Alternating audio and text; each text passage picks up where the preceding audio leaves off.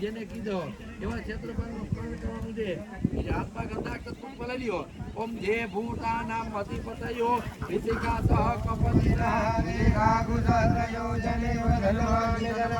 ઓમ ભૂર્ભુવસ્સુઃ છમ ક્ષેત્રપાલાય નમઃ. ગંધાક્ષર પુષ્પાણે એ હાથ જોડે નમસ્કાર કરજો. નમસ્કાર નમસ્કાર. એના પછી અલગ અલગ પ્રકારના ચોખાના કલર કર્યા છે અને કલર વાળા ચોખાનું થાપન છે. એનું છે તો કે નવગ્રહ, પછી તો કે હિતાવિષ નક્ષત્ર, પછી તો કે 12 રાશિના દેવ, પછી એના અધિદેવ, એના પ્રત્યાધિદેવ, એના પંચલોકપાલ, એના 10 દિક્પાલ, નવગ્રહ નારાયણ અને ભગવાન મહારુદ્ર. એમ કરતા કરતા 44 દેવનું સ્થાપન છે. સ્થાપન એમાં 44 દેવનું ધ્યાન કરવાનું છે. હાથમાં ગંધાક્ષર પુષ્પ લઈ લ્યો. હરિ ઓમ ગ્રહા ઊર્જા ઉતયો વ્યંતુ વિપ્રા યમ હતિમ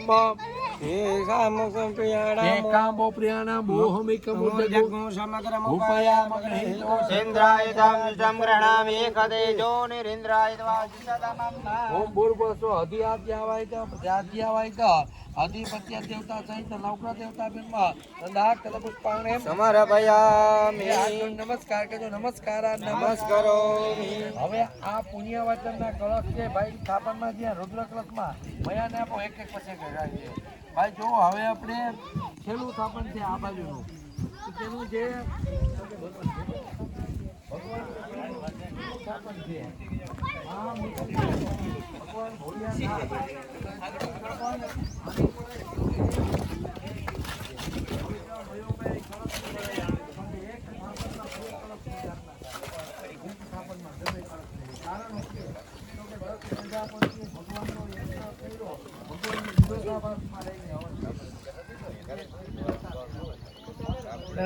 જોરી ઉપર ને ભરતી તો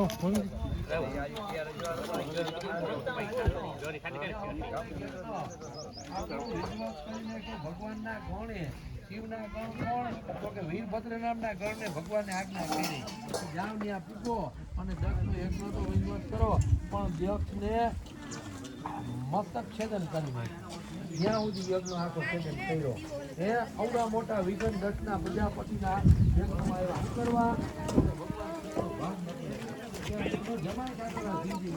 છતાં એને કીધું ભાગ નથી દેવો અને ભાગ દીધી માયલો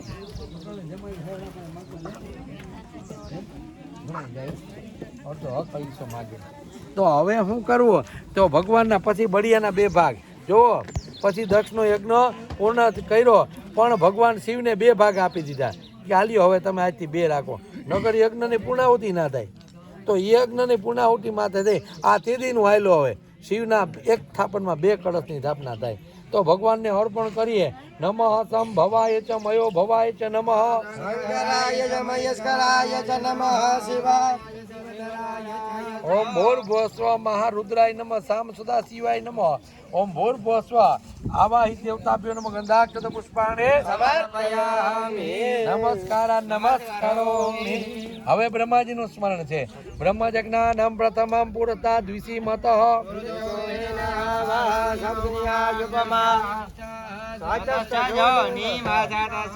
યજ્ઞ પિતામહ બ્રહ્મણે નમઃ. ગંધાક્ષર પુષ્પાણે 2 હાથ જોડી નમસ્કાર કરજો. નમસ્કાર નમસ્કારોમિ. હવે અહીંયા થાપનના મંડળના દેવતા આવી ગયા. આ કુંડની પેલી પારીમાં ઉપલી પારી છે ને, આ કુંડ આપણે અડધો કુંડ બનાવ્યો છે.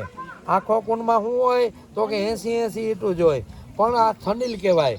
આ ઋષિમુનિઓ લખી ગયા એ પ્રમાણે જ આપણે થંડીલ કર્યું છે. તો એ થંડીલની પહેલી પારીમાં ગંધ પુષ્પ અર્પણ કરો.